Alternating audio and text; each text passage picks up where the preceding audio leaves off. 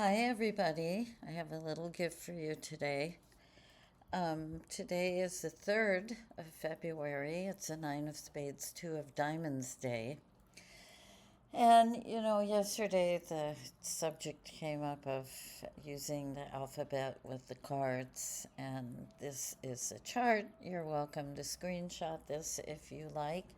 And if you don't know this already, we began with the Ace of Hearts because this is the natural order of the cards. And all of this and more is in my Love and Destiny Discover the Secret Language of Relationships book. I'm going to make an offer. I'm just for this week because after that I'm going to be in Mexico for a little bit. So I will do free shipping on this book, and I'll put the link below for the book. But in that book, I show you how to do your soul card, your spirit card. I have all the charts that list what they are by your birthday. And so, it's all in there, and you can translate the relationship information, which is pretty generous for each card. Um, for any kind of relationship, really. The focus when I wrote the book 20 years ago was for, partnerships. But how you do this is all described in that book. And I show you how to do for your birth card with somebody else or a place, your spirit card, your soul card, everything. So here is the formula. Each card has a numeric value or a solar value, and you add them together, lowercase, uppercase. You keep it consistent with how the name of the place is or person. And if it adds up to over 52, you subtract until you get 52 or less. And then that's the card governing the place, the name, the relationship, whatever it is. But I highly recommend, if you don't have my Love and Destiny book, um, it's got a lot of information in it relative to the cards. Once I went back and was looking at it after it was published, sometime after it was published, actually, because once I put them out there, I don't read them. So, but this was published by Hampton Roads Publishing House.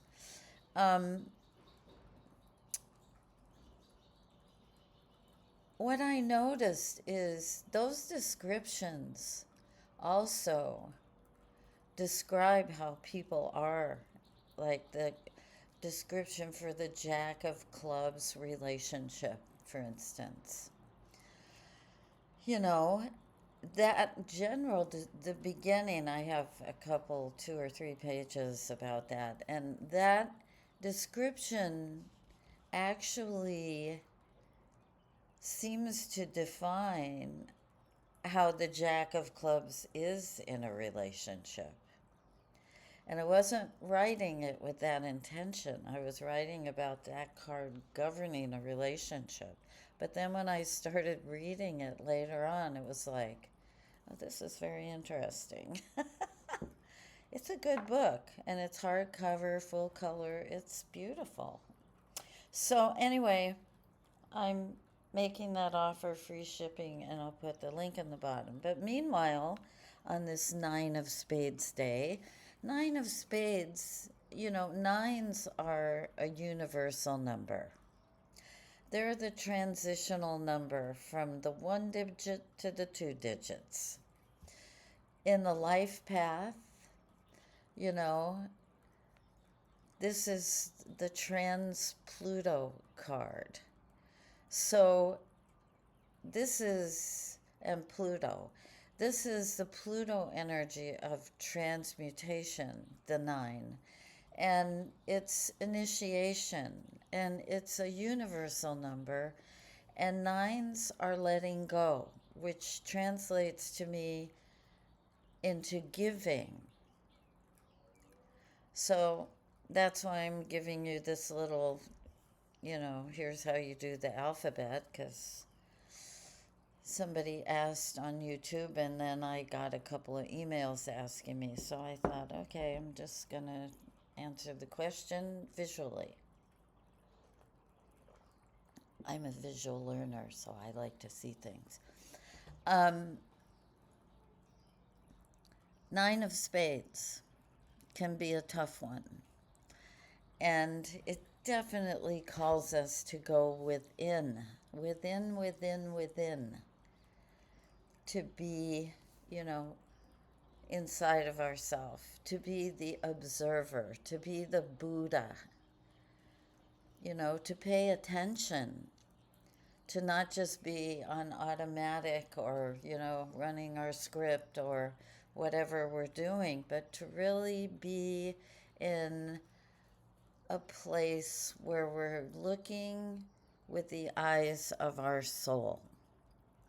We're paying attention with our entire being aligned with our soul. That's what today is about. And then the planetary ruling card, which for me, how I interpret the planetary ruling card from observing for over 30 years, 35 now, oh my God, with the cards, is that card governs how we interface with the world at large, how we move through space. And so that's the Two of Diamonds today, the wheeler dealer. So that communication has to happen inside first. And then we bring it out. We have to acknowledge our soul. We have to sit, be still, and be. And then that diamond will move us into action. But all the while, we must stay aware. We must remain aware, because that's the secret.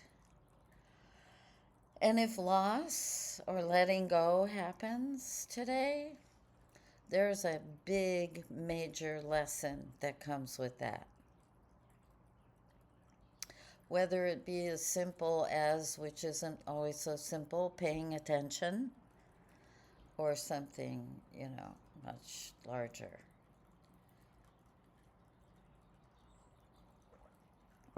So today we're going to honor our soul, we're going to pay attention, and we're going to let our actions come from there, which is a recipe for every day, right?